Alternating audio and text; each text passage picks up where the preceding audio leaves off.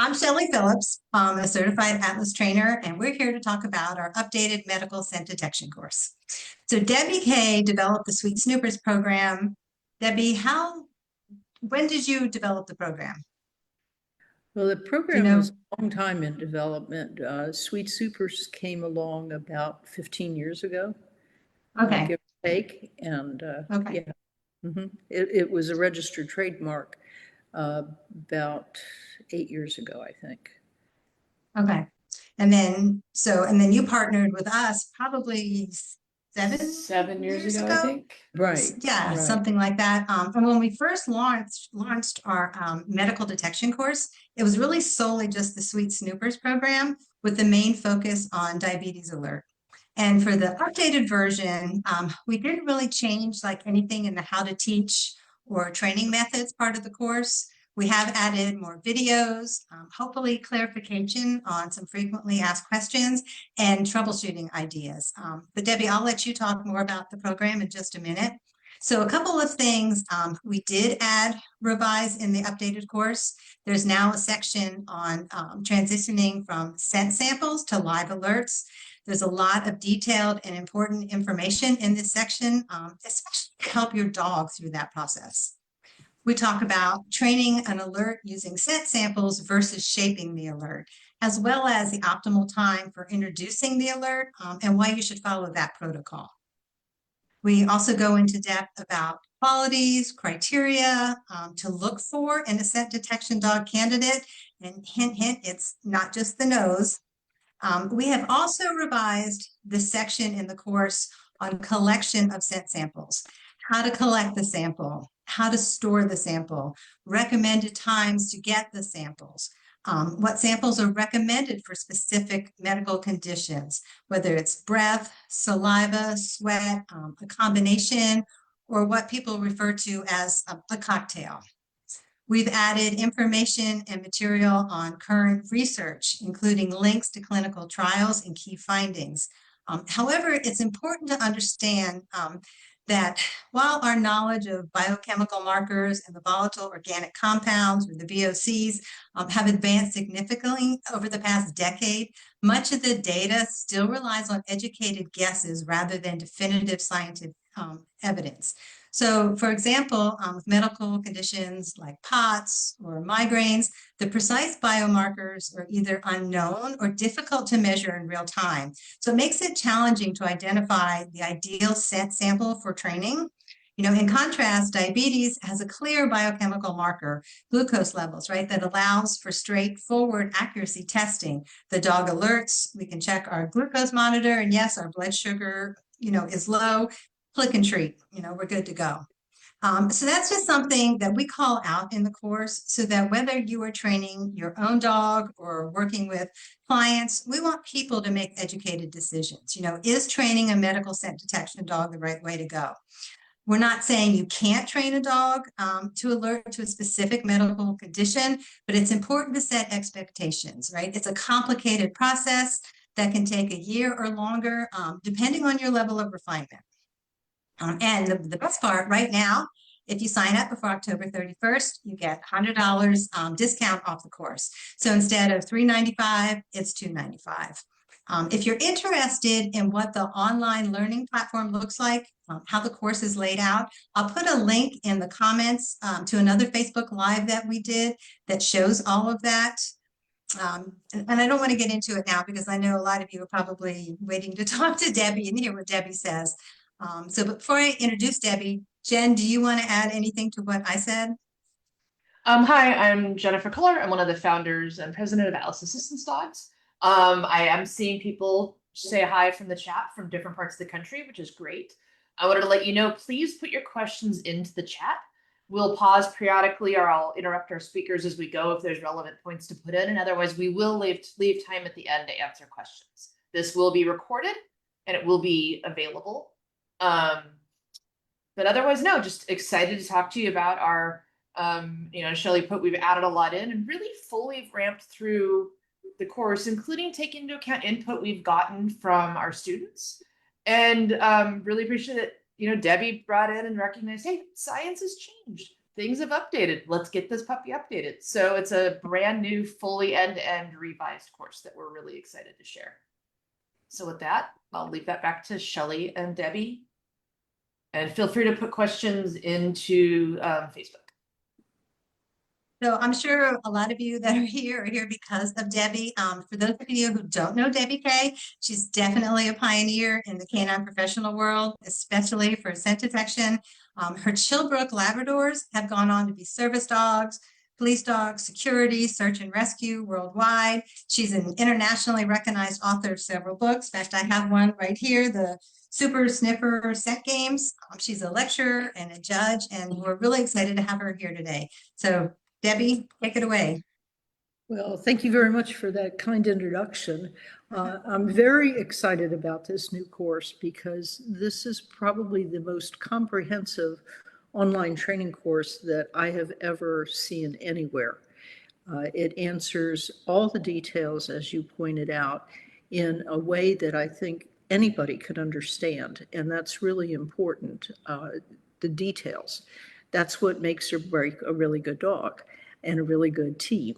So, with all that said, I think, I'd like to start to address maybe a few points of the science that Jen spoke about. The science has been updating over time. And as I've been in this game for a long time, we're finding more and more scientists are now considering dogs as part of the research or as a potential answer to questions about research that they're doing. So take, for example, the pioneering research we did up at the Penn Vet Working Dog Center with the ovarian cancer detection. There was a point where the dogs were helping the scientists to understand better ways in which they can detect ovarian cancer sooner, earlier, better, etc. And that we're seeing a lot of in the research. Well, what does that mean for us people who are out here needing service dogs, not doing science? What that means is that they're helping us to understand better how we can train and choose that target odor that is necessary. As you pointed out, in diabetes, we know what it is. In a lot of these other cases, we don't know what it is. And so what happens with the science that's going on is we're starting to find out more what some of these target odors are, what some of these key elements are that will help us. For example, let's look at or talk about migraine detection for a minute. That seems to be a topic that interests a lot of people. I mean, with over 1 billion people in this country suffering from migraines, I would think that there's a few people out there that might like to have the benefit of a dog alerting them maybe a day or so before the onset of a true debilitating migraine. And we know that migraines can be triggered by a lot of things, stresses, hormone changes, certain foods, maybe too much bright light. There's any number of things like that. But we know that it's basically caused by an abnormal brain activity. There are people who have suggested that part of this might be genetic. And we know that it affects the pathways and the chemicals that make a brain function normally, and in this case, it would be abnormally, and that's what causes the severe debilitating migraine headaches. And it's going to affect different people in different ways, same way diabetes and other diseases do. But those are kind of a general overview. The only key player that we know about as far as a chemical is concerned in migraines is serotonin. And does serotonin change the odor of a person that a dog can recognize it? Well, there's not really been a lot of research done on that particular aspect. They are looking at serotonin production or serotonin non-production in people who are affected by migraines, how it acts and what happens. But we do know that serotonin is changing in levels during a migraine attack. Can a dog detect that the same way they can a glucose change, let's say, in a diabetic? And this is what we feel the dogs might be keying on. Do all dogs pick up on this? No, all dogs don't. Goes back to the point that you made, Shelley. we have to choose the right dog for the right job. And we have to make sure those dogs have the qualities that are necessary for those jobs. I'll give you a really good example. I had a client come to me who needed a service dog for an airborne allergy. Now, this airborne allergy was so bad that if there was just even a faint trace of the allergen in the vicinity, she could go into anaphylactic shock, end up in the hospital in intensive care for several days. I mean, talk about a debilitating condition where she couldn't even go outside. And even with a really good respirator, it didn't always protect her from it.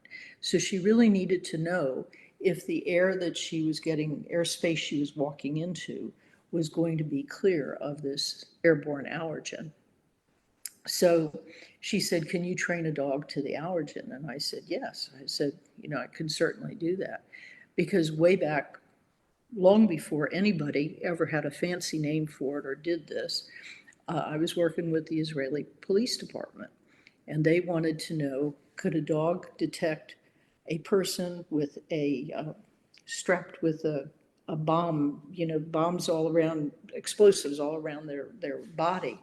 Can they detect them if they were walking down the street, even if they weren't, necessarily searching for every person, but if they were walking down the street and they smelled somebody who had one of these body bombs on, could they find that person and go to them and alert the police officer who it was before, they did any harm? We did that, and it was highly successful. So, using that same premise, I said, let's go back and let's see if we can train the dog to do the airborne allergens.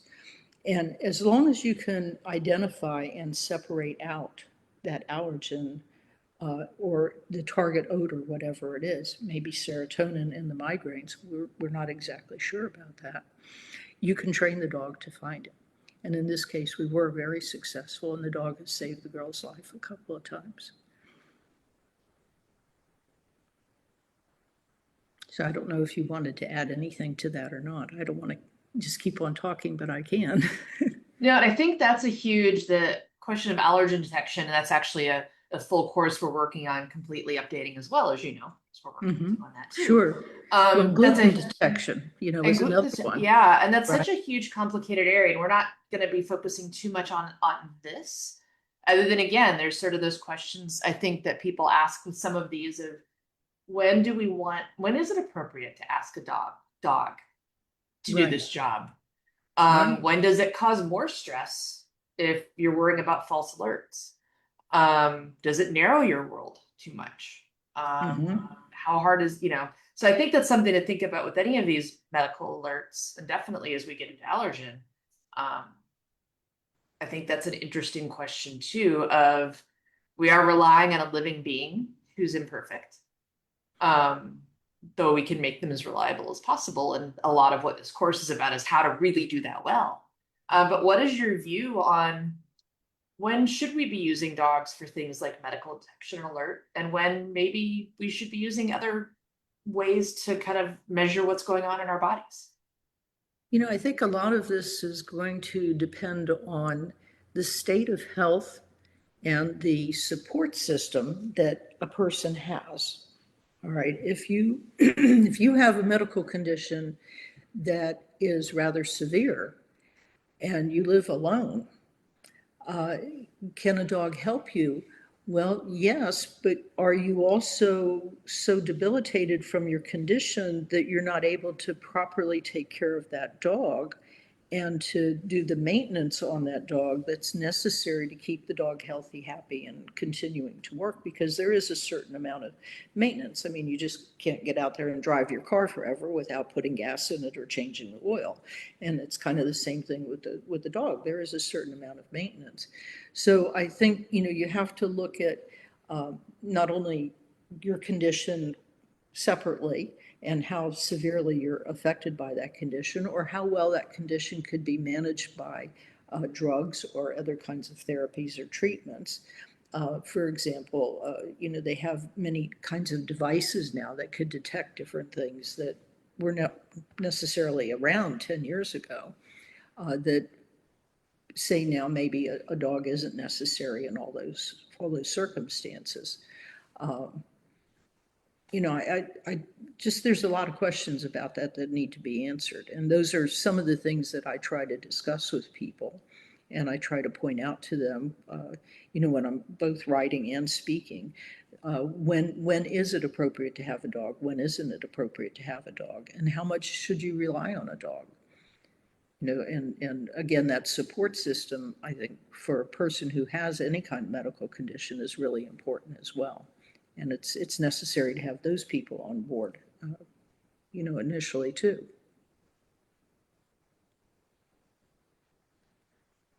But I think the main thing that I am most excited about, though, for this whole online program is the amount of detail that we've gone into. There's not too many other programs for detection that have gone into the detail, answering the questions the way this program has. And that's, to me, a very key point that sets this whole medical alert program and service dog program aside from everybody else. Because a lot of the other programs maybe mention science, but really and truly are they offering you training that is based on the principles of the science that we know about. And I could tell you, you know, with this program, when the Super Sniffer program was developed, it was purely on science. And it had to be proven using sound scientific techniques in order to meet the criteria of the grant that I had to do the research. And so, you know, that was accomplished. And there was no question it was put out there. I mean, I believe in being judged by your peers, because your peers are going to point out all of your weaknesses. You know, it's just like I love having kids come into the kennel and look at the dogs and they'll say, well, that puppy is very standoffish, or that puppy is always in your face, wagging its tail and licking you all over, or that puppy seems to be more fearful of noises. They're very blunt and they're very straightforward. And I love when the kids come and they're evaluating the dogs and they don't even know that they're evaluating them, but they're seeing things very pure and very simply. And, you know, it's a very good assessment. I found that, you know, this is why I work with all the different universities, and not just in the United States. I've worked with universities in Italy and all over the world in other countries, Israel, and I'm now trying to help set up a program in India. You know, it's really different cultures, different scientists from these different countries and backgrounds. They have a different perspective on things too. And some of them are extremely detail oriented. Some of them are extremely critical. And it really makes you sit back and say, why did I do that? You know, why are we training this way? Why did we introduce, you know, something at this point in time? Why are we so careful about, as Shelley was pointing out, we have whole sections there on your sense samples. Well, why are we so fussy about the darn sense samples? You know, the thing about sense samples is that's the whole basis of how we're communicating to the dog what it is we need them to do. So if we don't do that part right, then the dog is going to be second guessing, and they may get it right and they may not get it right. And that's going to reflect on your accuracy. It's going to reflect on the dependability of that dog. And it's going to reflect on how willing that dog is to do the job. If they know what their job is, they'll do it over and over again if it pleases you and you've said the reward and you've said all the kind words and things that you have that good relationship with them. They'll keep out there, they'll keep working and doing their job. I've had detector dogs now up to 12 years of age, still doing their job, not giving up, still doing what they were bred to do, what they were trained to do, because they so enjoyed helping their person that they couldn't think of anything that they'd rather do than that. But that only happens because we had very clear communication in the beginning. Mm-hmm. So the whole outline of this course that we did, looking at how you collect those sense samples, and what's important for each of the different kinds of work that we're training the dogs to do, because different samples are going to require different things. Let's go back to migraines. So maybe serotonin is affecting the bloodstream. That's coming out in your sweat. Okay, you're collecting a sweat sample or you're collecting a saliva sample and whatnot. There's things that you have to be careful about when you're doing that, because your sweat also has a lot of other contaminants. Did you take a shower using a certain kind of deodorant soap? Did you put on some kind of facial cream? If you're collecting a sample from your sweaty armpits, did you use some kind of, deodorant or antiperspirant? I mean, those kinds of contaminants, maybe we don't think too much about them, but that can change the whole scent picture. And that's not something we have a lot of science testing that's been done to see how it exactly changes the whole scent picture. But we know just from practical application that if you have sweat coming off your skin and there's absolutely, let's say my palms are sweaty, but I've not put anything, I've not washed my hands, I've not put any cream on my hands, that scent's going to smell one way. If on the other hand, it's also sweating, but that's the one that's touched a bar of soap or touched, something that had a particular kind of odor to it, even something like leather, for example. Maybe I grabbed hold of, a leather leash or something with that hand, not this hand, and then I took a sample from there. Well, that introduction of that leather smell can change things dramatically, because there's lots of things in leather as well. It's not just leather. Okay.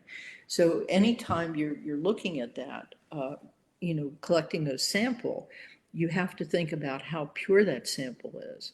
And the more pure the sample is that we're presenting to the dog, the easier it is for the dog to say, okay, I've got it. That's the thing that they want me to alert to.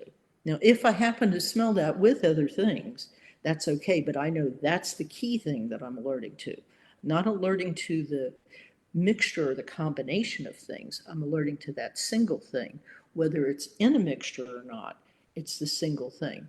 This is the basis of gluten detection. We teach the dog on pure gluten samples to begin with. And once they learn that it's the gluten that they are alerting to, then we start to introduce them to samples that have gluten in many different forms. Okay, and gluten, oh my God, until I got into the gluten detection, I had no idea how much gluten was out there in the world in all of the products we use, including toothpaste, hair shampoos, and things like that. There's gluten in so many different things, it's not even funny. And if you're highly allergic to those things, it's not just reducing gluten in your diet, because you think that that's a cool thing to do, but it's because you're really allergic, as a celiac would be. Just shampooing with the wrong shampoo can send you into a bad state of health. So we want the dog to understand it's the gluten that we're looking for, not gluten and shampoo, that combination. It's the gluten that you're looking for. Now, if it happens to be in shampoo, I hope I'm making that clear. There's a distinction between the two. So go ahead. I was going to say one thing that I know I've seen plenty of debate in, and still do in the scent training community, is how fanatical do we need to be about our samples versus, as long as we have consistency in the ambient condition, recognizing we're never going to be that perfect. Obviously, the more perfect we are, the better it is for the dog, the easier it is for the dog. Exactly. Reality is we're not in a scientific lab. We are not in a position where we can catch breath samples in the same way. So we are working with imperfect materials. And so what is your view on some of these, of being absolutely fanatical with the samples versus recognizing, okay, if my ambient environment is consistent, maybe that's sufficient? I think, we have to be as practical as we can. So we want to be as consistent as possible in collecting. So the more consistent you can be, the better it is. Fanatical, I mean, I'm a scientist, so I tend to go probably on that other extreme of the spectrum. All right. And I do try to be as fanatical about collection and keeping things as pure and simple and straightforward as possible. Will I wear gloves all the time? Use tweezers, et cetera, not handling things to get oils and whatnot. Um, I go to those extremes. I know people who don't, and the dogs, after a while, figure it out. Okay. But this goes back again to your reliability factor. All right. If a dog gets confused, and let's just go back to even just basic dog training, just basic obedience. If a dog is confused, they generally will stop working and they might just sit down and look at you and say, I don't know what it is you want me to do. You said, here, come here, heel, let's go. All right, pay attention, don't pull on the leash and whatnot. And I have no idea what all that means, being the dog. The dog says, I don't know what all that means. So I'm just going to sit here until you figure out what it is you want me to do. And it's the same thing with the scent work. Their noses are extremely sensitive to all the things that they're taking in all the time. And can they filter out all the ambient smells in a room? Absolutely. On a sample, though, what we don't have control over, and this is I guess where a little bit of my fanaticism comes in. Okay, what we don't have control over is what does that mixture smell like if 10 minutes before I took a saliva sample, I happened to chew a mint in my mouth. Now, granted, the mint is gone. Okay, the flavor's gone. My mouth feels normal again. I'm just swallowing and swallowing, and it just tastes like normal saliva. Okay, I'm not noticing anything that tastes different. But I take a scent sample now using that saliva, and does that, and this is the big question, does that still contain a contaminant of that mint that I had earlier? And we don't know that. Okay. So the closer we could get to doing things the same way every time. So I say, never use, if you're collecting saliva samples, never, collect that right after you've taken a bath, because you have soap residue, You mean soap samples or sweat samples? Yeah, so sweat samples and stuff. The same thing, don't take your saliva sample after you've eaten. Wait an hour or two after you've eaten so it completely clears out your mouth and your mouth is back to a normal state of being, whatever that normally is. Okay. And if you're collecting your sweat samples, for example, collect it in the same spot every time, because different glands on your skin produce different types of sweat. And I talk about this in some of my lectures. I actually have a slide showing the different glands and what kinds of sweat they produce and stuff. And we do know that, okay, that has been medically, scientifically documented and shown. And I have actual gas chromatograph results, from those kinds of things. So, we do know that different glands produce different kinds of sweat. It's one reason, and this was a study that was done, oh my gosh, I don't want to lie, but I think it was back in the 70s.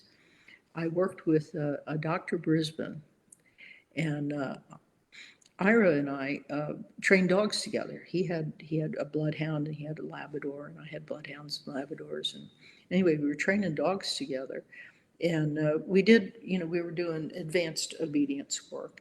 And there's one exercise in advanced obedience work where the judge hands you a dumbbell, and they're all numbered, and you rub your hands on the dumbbell, and then you give it back to the judge on their clipboard, and they put it out there in a pile of dumbbells that you have not handled.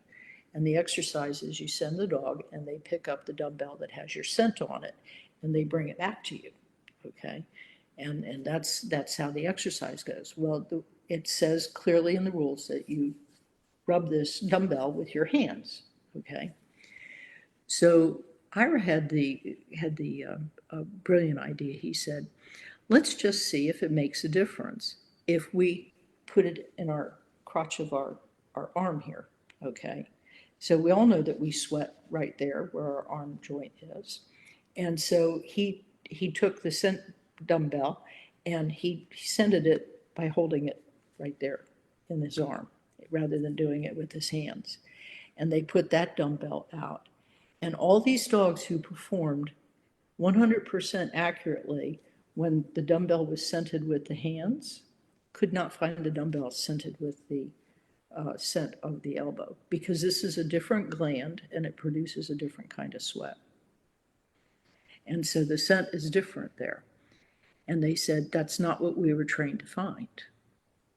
Now, I think that's very revealing when you're thinking about all the things that we're talking about here. And when you get into stuff like very critical things like the gluten detection or specific allergen detections, like I was talking about earlier, it's really critical, I think, to keep that scent sample as pure as possible. So to answer your question, no, we're not a scientific laboratory. We can't keep things, super pure, but we can be consistent and we can be as clean as possible and we can be as careful as possible. So I think those three things, the clean, the caring, and carefulness, and the consistency, if you could remember those 3 C's, I think that will help you, when you're collecting your sample. Thank you. Shelley? Thank you for that long answer. I wanted to, well, there was not a Shelley when I said we do have a question. I've been answering some, but Shelley, did you want to say something first? I was just gonna, I was going to ask a question. So, but go ahead and Jen, go ahead and ask your question. So this is from one person that's saying they can't be, they're very curious on where the research on migraine and heart rate alert is along with cortisol detection. Yes, well, I went and did an update, okay, prior to this meeting to see what the latest research is out there right now on, particularly with the migraines.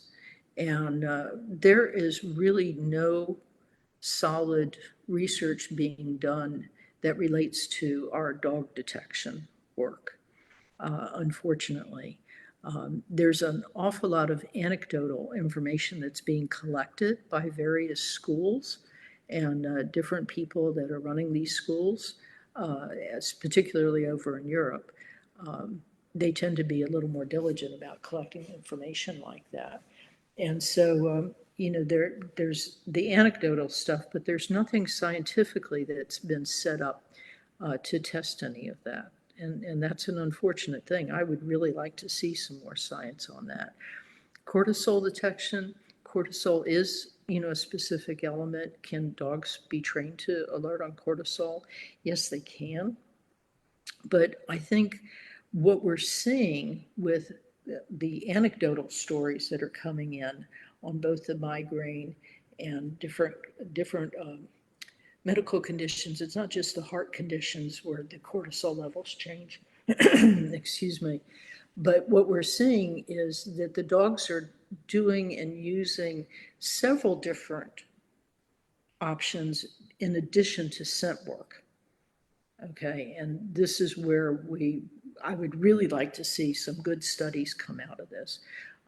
Dogs, as you know, can see muscle changes in humans that humans can't see. Their eyes are different than our eyes, so they can see things that we can't see, and they could detect changes in muscles that we can't see, even if we're alert and paying attention. I'm watching you right now, Jen, and I'm watching you and I'm focused on you, but I still can't see if you're tensing certain muscles in your face or in your body, okay, even though I'm paying attention and I'm alert. But a dog can sense those things not only through the sense of smell, because there's different chemical changes going on in your body, but they could also see a tension maybe around your eyes. And they particularly focus on your eyes, around your mouth. They might see a small tremor that you and I would miss. Okay, they could sense a change in the body temperature that you and I might miss. It might be a slight change, and we might not even think about it. We might just shrug it off. Like right now, I'm freezing because I'm in a house that's not very well heated. Just to get the internet connection for this. But, so I'm shivering probably a little bit, and I don't even know that. I don't think I am, but maybe I am shivering a little bit just because your muscles are going to twitch a little bit more to keep your body warm. That's what they do. That's how nature's designed our bodies to stay warm. And a dog could pick up on that, perhaps, that, a human couldn't pick up on.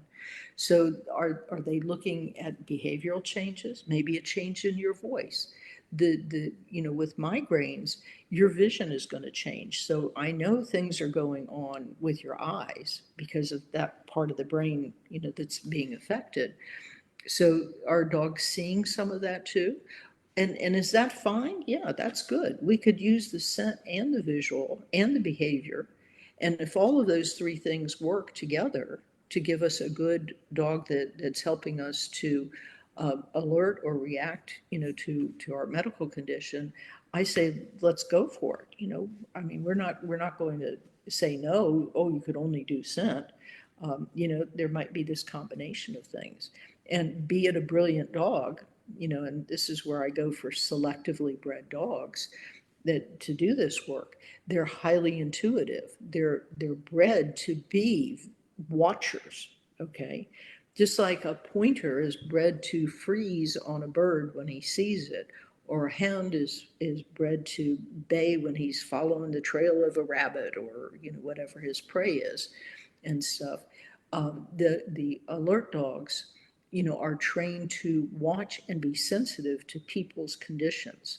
And that's everything. That's scent, that's visual, that's, your muscle twitches, your temperature, your heart rate. It's all of those things. And they will put together a picture. Every time the blood pressure goes up, or this happens, or that happens, or the eyes start doing this, or whatever, all of a sudden I know my person's going to have a crisis, because I've seen it, a couple times now. So when I start to see those signs, I'm going to tell her or him very early that, hey, you need to do something, boss, because I'm sensing that, you're getting ready to go into crisis here. Does that answer the question, I hope? Yeah, I think so for that person. I think it was just they were curious about that. And there was another follow-on question from someone else about cortisol in POTS detection, since it's related to heart, but not necessarily. Right. With POTS, I spoke to a whole POTS support group, probably about 5 years ago. And one thing that I learned is that POTS is not it's kind of like diabetes. It's not very consistent amongst people. So it's a very difficult disease to collect samples from. And I think it's going to be very difficult for the dogs to do a highly effective, work with those people. But it's something that needs more attention. And it would be nice to, find a group of people that maybe we could put together a study group, to see what works and what doesn't work, because there's just not a lot of information about what works and what doesn't work with the dogs in that department, and that does need more attention. And that's actually a great point for our scent trainers that are on this call, or people with conditions that are on this call. Looking at doing some of those kind of studies is something that we very much would love to do. So if that's something that you're open to participating in, please let us know. Yeah. I mean, if we find enough people that are interested, we'll find the group of scientists that can do that. Because there's a lot of young people out there looking to do studies to get their PhDs or their MDs or whatever, and they would be highly interested in maybe a topic like this. But we need to come forward, with enough volunteers and enough information that we can make it worthwhile. One other question, I kind of expected this one, was related to seizure detection. But specifically, I know that there's been some now peer-reviewed studies around epileptic seizures and seizure detection. However, what about non-epileptic seizures? Well, I've dealt actually probably more with non-epileptic seizures than I have with epileptic seizures. And I still prefer to start out with seizure response and then develop into seizure alerting. I think it's more clear for the dog that way. We seem to have a better understanding from the dog. So I'm always, talking from the dog's point of view. What's the easiest for the dog to learn? I'm not so worried about the human learning. I'm worried about the dog learning. So you have to bear that in mind as you're listening to my answer here. So for the dog, it's easy enough for us to show them what to do when a person is experiencing a seizure, whether it's epileptic or non-epileptic. And then we can get that dog now to where we are looking for the earliest possible cue that the person would give before they have an event, and using that to, back chain, if you will, to get that dog to alert even sooner and sooner, until the dog gets to the point where it's like, oops, I know that something's going to happen here in the next 20 minutes, because I not only see, a slight change in the behavior, but I'm also smelling the odor that's associated with the seizure as well. And so they start to put together, we're teaching them, especially with the seizure dogs, we're teaching those dogs to think independently and to react, on their own. And there's a lot of things, like if you want the dog to keep you away from the stairs, for example, or to push you against a wall or push you into a sofa so that you're not falling and hurting yourself. If they're doing that kind of thing, or they're keeping you in a chair and they're not letting you stand up, for example, that's a dog that's doing a lot of independent thinking and acting on their own. So with those kinds of thinking dogs, we can go from response to, moving it back so that they're alerting prior to this event happening. And we could just keep moving that back. And they actually get quite good at it. Mm-hmm. And, I've not seen really much difficulty in going from response up to that. So with both, I mean, I've only dealt with one epileptic that we knew, well, that I knew of as a true epileptic. The others were all the results of accidents or other things, drug induced or whatever. And that can be such a, there's sort of that debate of response versus alert. And I think with a lot of these medical conditions, because scent training is so complicated, and especially if you're the individual person with the condition, it can be extremely challenging to collect good samples in the middle of an episode or before an episode. So working from a response sometimes really can be one of the more reliable ways. And I think that's an important thing about this course. And one of the things we like to call out is that this is an approach, doing scent training. But to your point, it may not be the approach that is easiest for the dog for that particular condition. And you might want to think about more the medical response and shaping approach, which we do talk about in this class a little, but then we have a whole separate class on medical response. Right. So I think it's a good point to bring up, because I think some people get beholden to that scent is everything. And I think I really love that you're looking from the perspective of the dog, of what makes the most sense to the dog. It doesn't really matter what makes the most sense to us. Well, and the thing of it is, dogs are smelling all the time. They never stop smelling. I mean, their whole world is basically through their nose. I mean, the nose is constantly going. That even when they're sleeping. I mean, I have a 18-year-old that's partially blind, partially deaf, and I could bring out I could make all kinds of noises in the kitchen and absolutely no response from this dog at all. But as soon as I open the jar that happens to have his very favorite kinds of treats in it, that nose twitches and that dog is up and then sitting in front of me and nothing flat. And it's not, I know it's just solely on the nose. Okay, so they're sniffing all the time. So to back up your point there, they'll put, they'll use all the senses that they can. I found the dogs are kind of like me. I'm probably the world's laziest trainer. I want to do things the easiest way that I can. All right. I say that in jest, okay, but I like to do things the easiest way that I can. And I think dogs are the same way. I think dogs like to do things the easiest way that they can. It's why when I'm training my field trial Labrador retrievers, okay, they don't want to be handled. It's like, okay, I don't want to go that way that you're sending me to go find the bird. I'm going to take the shortcut. Okay, I don't want to swim straight line back through the pond when I could run the bank a whole lot quicker and stuff. You know, they're trying to look for the easy way of doing things, and we see this all the time. You know, with dogs. You know, tracking, for example, in a tracking competition, you have to follow the footsteps as close as possible.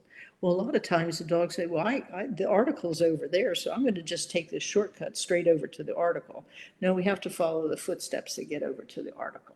Okay, so dogs are always trying to look for the easy way out.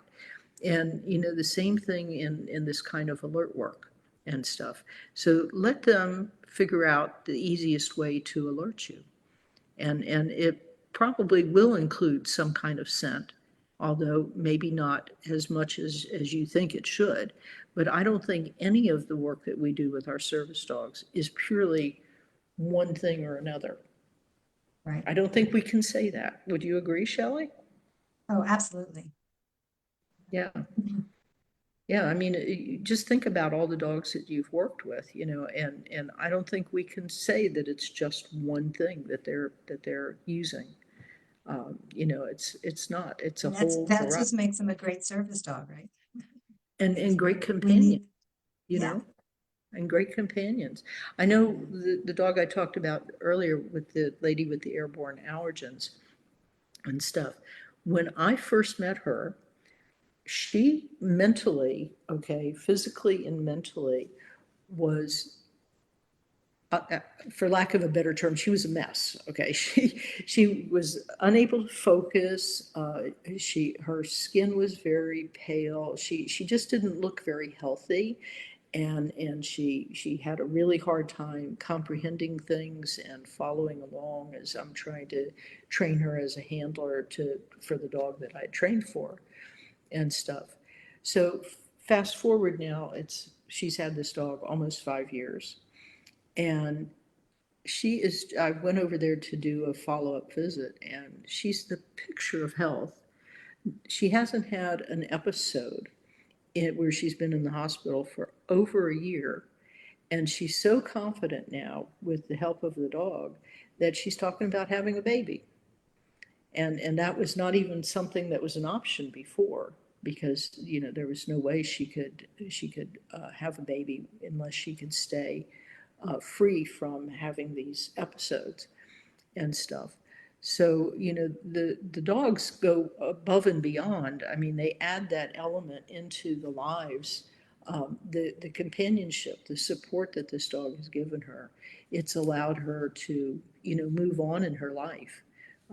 She still can't have the career that she had hoped and trained for, but, you know, that's okay. She's found other ways of making a living, and she's, you know, moving on with her life and stuff. And that's something the dogs do that we can't put a price on that. No. And yeah, I mean, it's life-changing work these dogs are doing, or life-redeeming work. So next question from someone, and this is one I know I personally have big feelings about, but the question is, what's reasonable to ask dogs to alert for a scent-based condition during the night? And what kind of backup systems do we encourage our clients to have when the dogs can't be reliable? Maybe the dog is ill, the dog is separated from them. Medical alert dogs work really hard, and ethically they have to be allowed to have rest. And so, yeah, I'm curious, what are your thoughts on this, Debbie? Well, I mean, you know, again, I always speak from the dog's point of view, and I know if I work 24/7, you know, I get exhausted and I'm not doing as good a job. So to have some playtime, some rest time, you know, is huge. And a lady that I provided a dog for seizures and to help with her mobility as well. many, many years ago. The dog has since passed, and she now has a new puppy from me in training. Um, you know, we talked about this, you know, that, hey, your dog needs a day off. So she would call it her dog's spa day. And she had a little fundraiser because she didn't have a lot of money to pay for this herself. So she did a little fundraiser. And what they would do is send the dog to the spa. And so she would get to swim for a day in the dog pool, and she got a massage, and she got groomed, and she got to run around and play with a group of other dogs and just kind of hang out and be a dog and just do all kinds of silly dog things. And then after getting all groomed and cleaned and fluffed up and whatnot, she came back just refreshed and renewed and ready to go to work again. And it was like her little mini vacation. And we found that the dog's performance just improved dramatically. So yeah, I think dogs do need a day off. Night alerts, you know, I've had some dogs that just sleep through the night. All right, they're just night sleepers. You're not going to wake that dog up for nothing. I mean, he doesn't care, you know. It's like I'm done. I'm going to bed. That's it. I'll see you in the morning. And there's nothing you can do to make them work. So in that case, if you have that kind of a dog, what do? You have, this is where I said earlier, you know, it's that support system for a person. You know, you have to have that support system there. You have someone get up in the middle of the night and check you, if that's, you know, something that needs to be done, especially with diabetes. Um, you know, you have that. Are dogs reliable at nighttime? The ones that do alert at nighttime? For the most part, yes. Are they 100%? No. You know, I would say probably closer to 80% if I had to guess at a number, and I am guessing here. I'm not quoting any science papers.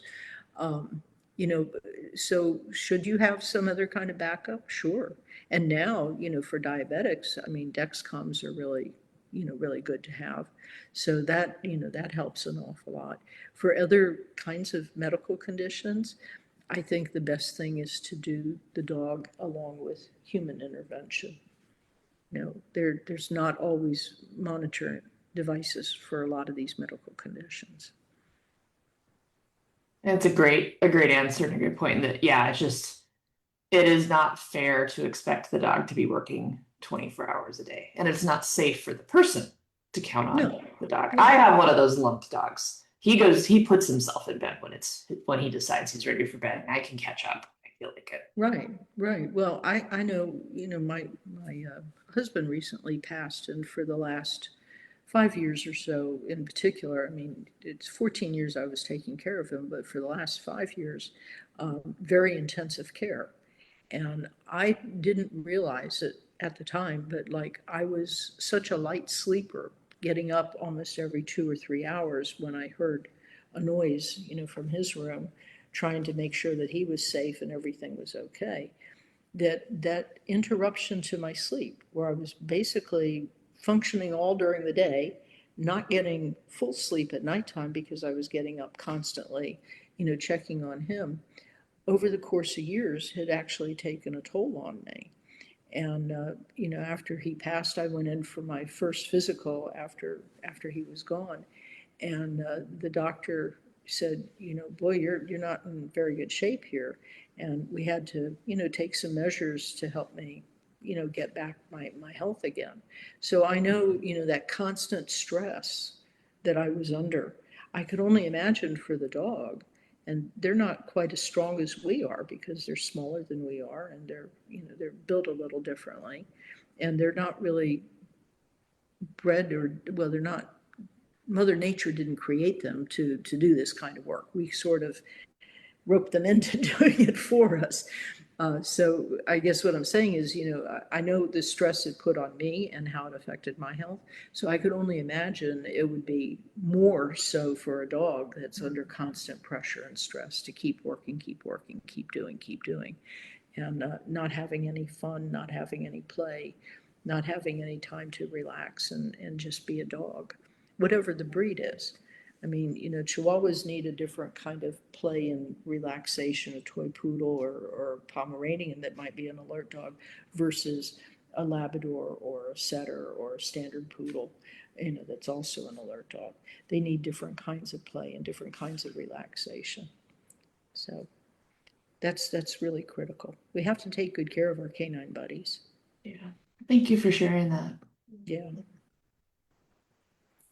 So does that seem to answer everybody's questions? But I think that's answered the ones in the chat. Shelley, we have just a couple more minutes. Shelley, did you have anything you wanted to ask or wrap up with?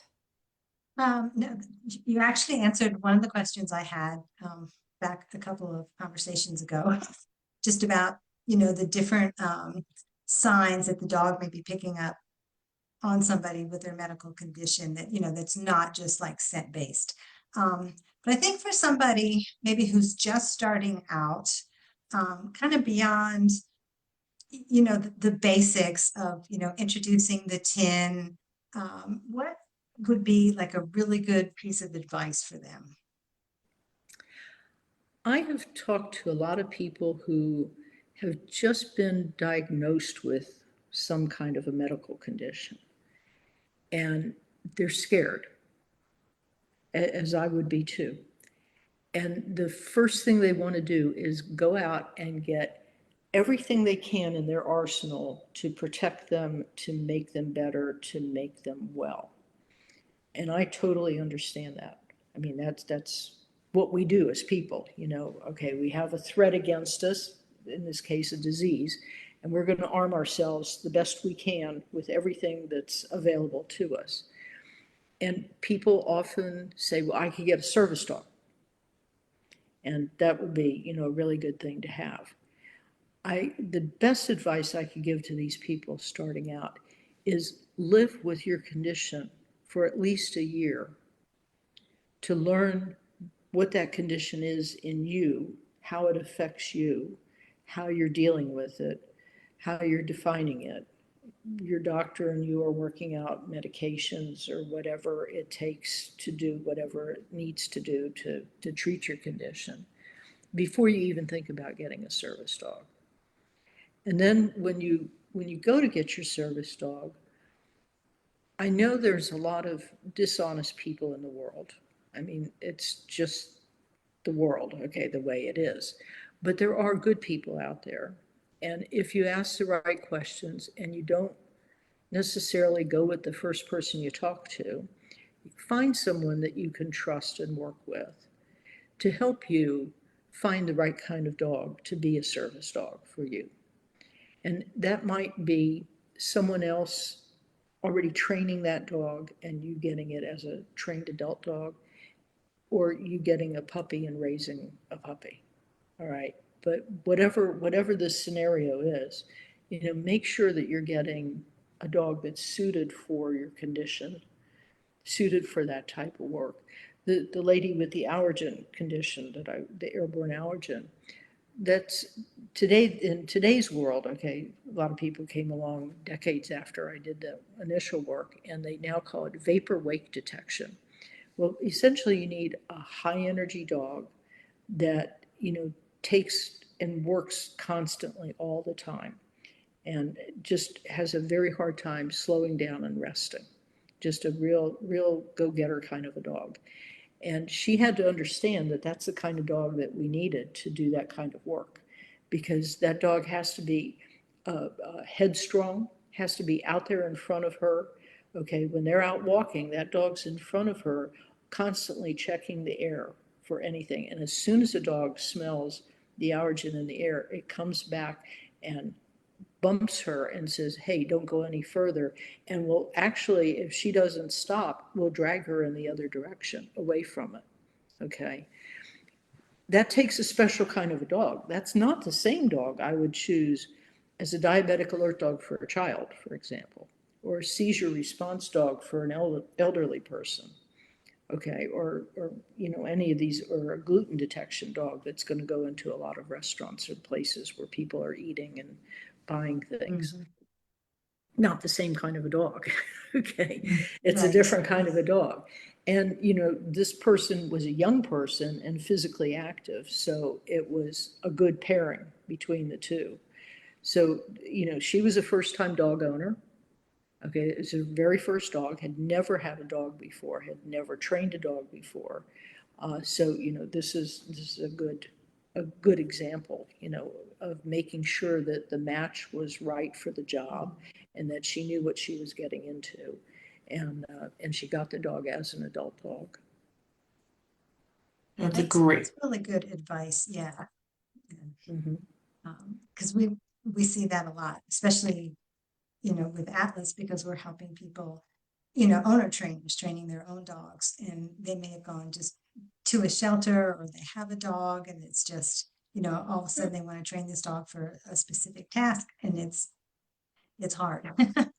Well, and there's certainly, I'm not ever saying that there's anything wrong with that. Right. And there's some great dogs out there and Mhm. whatnot. I mean, for many years until he's now 18 and almost deaf and blind, my little Mr. Boo was he was my demo dog. Okay, and he's a shelter rescue. All right, I've Mhm. what his background was, but he came as a shelter rescue. So, it's going to depend on your level of, I guess, expectation, how much you rely on the dog and how well that dog's going to perform. You can't have very high expectations if you had this pet in your house for 3 years and now all of a sudden you have a medical condition and you want the dog to be your service dog. That may or may not happen. Okay, the dog just might not have all the qualities that are necessary for what you need. And you have to be able to recognize that and be able to say, okay, I understand that. And you have to be honest with yourself. And that's hard to do because we're very fond of our pets and everything, but we have to be very honest in our evaluation and whatnot. And I see you have a kitty there in the picture. I've trained cats to be medical alert cats as well. There's a lady in West Virginia, a rural part of West Virginia, had no money basically at all. And her husband left her because her baby was diagnosed with type 1 diabetes at 3 months. And he just couldn't take it. He said, nope, forget it. I'm out of the picture. He left her high and dry, no money, no job, with a child who needed medical care, and she had no insurance. It was a really sad, sad situation.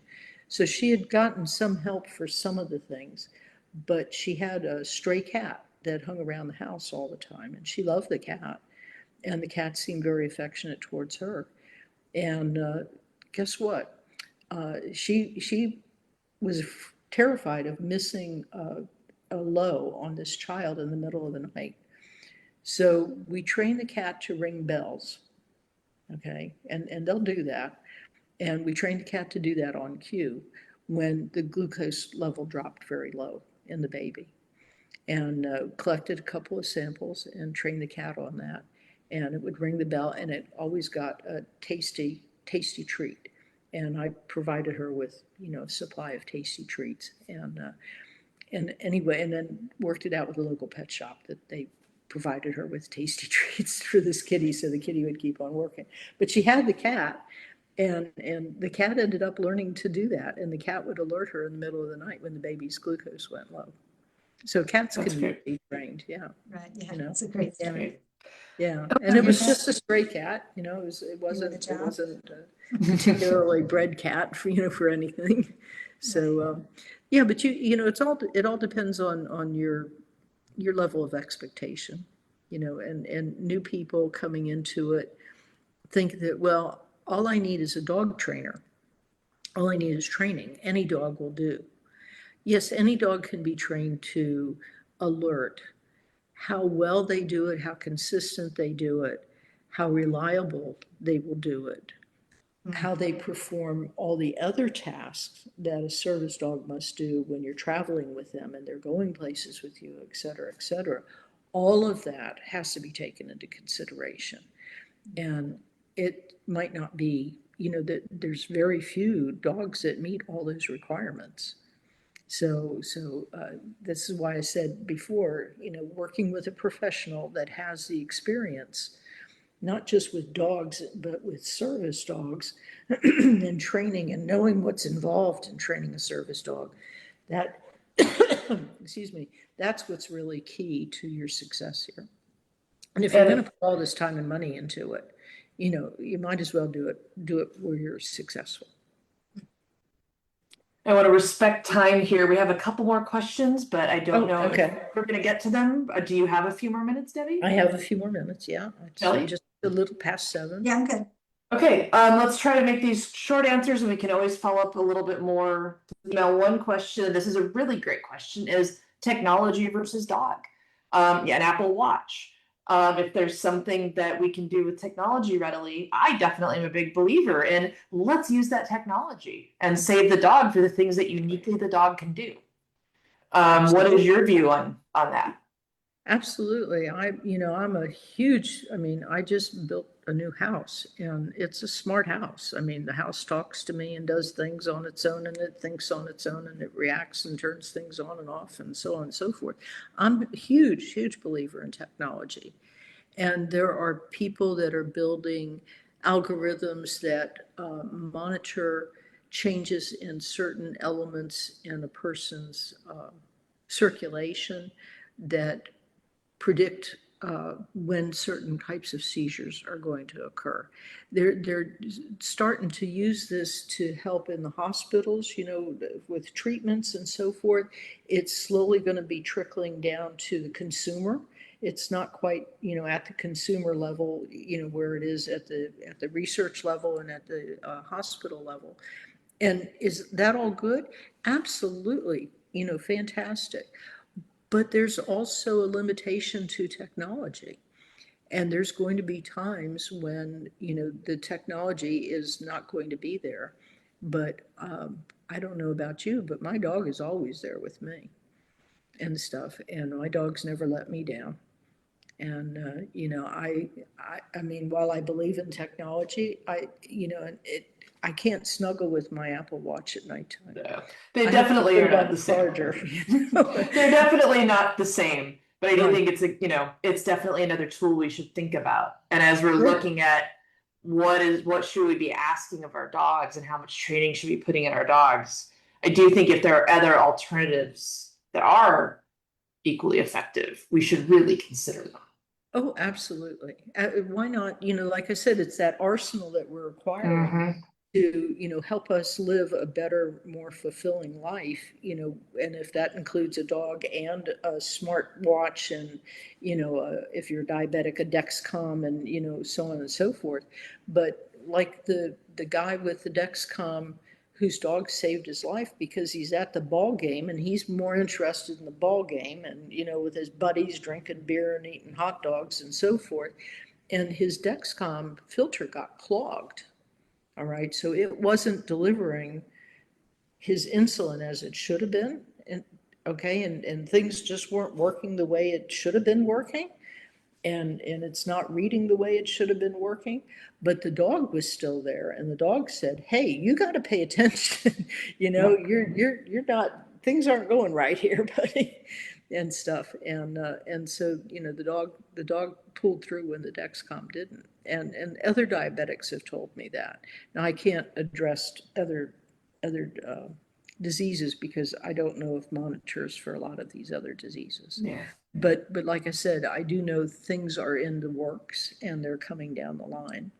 I talked to one developer, that's developing a smartwatch that actually monitors different elements that they know are precursors to certain events, medical events. And so that's not a bad thing, Yeah, it'll be exciting to see where that goes. And then it's also cost and access and availability. Well, for seizures, let's just take that. So maybe I can develop my smartwatch, okay, and my smartwatch could tell me, okay, in 20 minutes you're going to have a seizure. All right. Now we know with the continuous glucose meters, the CGMs, that the dog is usually 20 to 30 minutes ahead of the CGM. All right. We already know that. That's been more than documented and stuff. So how do I know that this is saying, all right, in 20 minutes or 30 minutes, you're going to have a seizure and stuff? How do I know that that's an accurate 20 minutes. Maybe it's 5 minutes. Okay. Right. All right. I don't know how accurate that time is on that. But also, this watch isn't going to keep me from walking down those stairs. My Right. dog will keep me from walking down those stairs if they know that I'm getting ready to have a seizure. It's a really good So point. technology versus, yeah, technology, I'm all for it. Can we have both of them work together? I think if you're intelligent about it and you respect both of them, respect the technology, respect the dog, I think you can have a win-win situation. Excellent, thank you. And the very last the question we'll take, just for respecting time, is one person asked about how important is it for owners to train using their own scents with the dog? Should the scent be customized to the person? Depends on the disease. That's the short answer. With diabetes, because it's a glucose level, we know that they can be trained on any glucose sample and it doesn't matter. Okay. With these other things, I don't know. We don't have the clear, as we spoke earlier, we don't have the clear markers with a lot of these other diseases. So I don't know. I don't know. Thank you. Yep. Yeah. All right. Well, Shelley, thank you for all that. I've been seeing lots of great comments of people thanking for this and saying this was really interesting. This will be, again, we've recorded this. We will put this back out. Perfect. Shelley, anything you want to follow up in with for closing? No, just remember, if you guys want to sign up before October 31st. Yeah. Get $100 off. So if anybody has any questions, that you think of later, you can put them in the comments. We'll see them, or you can send an email to info@atlasdog.org and we'll get that. Yeah. And Debbie, thank you so much for doing this. Oh, We really, thank really you all for appreciate it. And putting together appreciate such all a the great help on course. updating the course. Yeah, no, you guys put together a really, really fantastic program. I can't see how you could go wrong with it. Yep. It's Thank super. you. well, thank you, everybody. I'm going to go ahead and stop the